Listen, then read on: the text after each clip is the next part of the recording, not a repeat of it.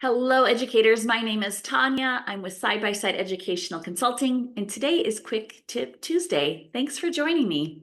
Today's Quick Tip centers on a strategy, a teaching approach called Dialogic reading using the acronym CROWD. Dialogic comes from the Latin term dialogus, which essentially means a conversation between two or more persons. So dialogic reading is an interactive read aloud method that fosters student engagement during read alouds, and it's really designed to enhance children's literacy skills and language.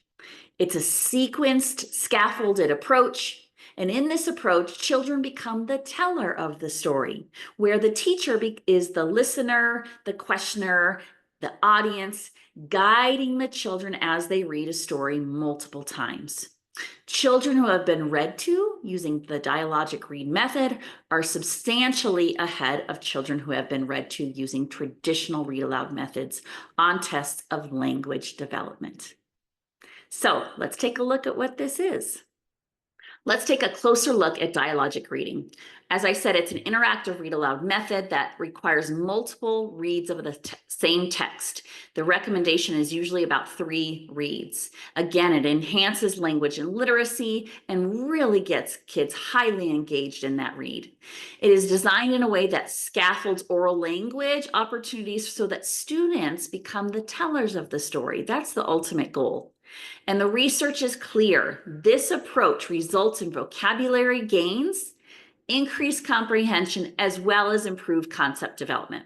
So there are 3 reads. The first read is really start to finish, where teacher introduces those story elements, concepts of print, looking at explicit vocabulary terms, and then asking any right there questions. The second read is where teachers dig a little bit deeper with questions that might be open-ended and require teacher feedback. There's more exploration of vocabulary. And in the third read, we really ask higher level questions that require students to connect themselves to the story or the story to the world. They also are able to chime in with this read.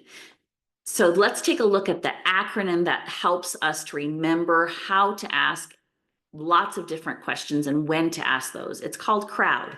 C stands for completion, where we have students fill in the blank. This is where they're chiming in. So if we were to use the 3 Little Pigs and the Big Bad Wolf as an example, we might read, "Not by the hair of my chinny chin," and pause for students to add in the word chin. Or, "Then I'll huff and I'll puff and the students add the word blow your house in. They get really excited about this, I promise you.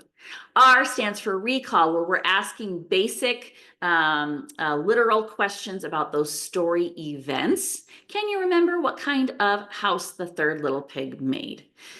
Recall questions we might insert into the second read. Completion questions we might save for that 3rd read when they're really familiar with the story. Open-ended questions encourage students to respond to the story in students' own words. So tell me what's happening in this picture. Again, we're having students expand on those main ideas and details through those open-ended questions.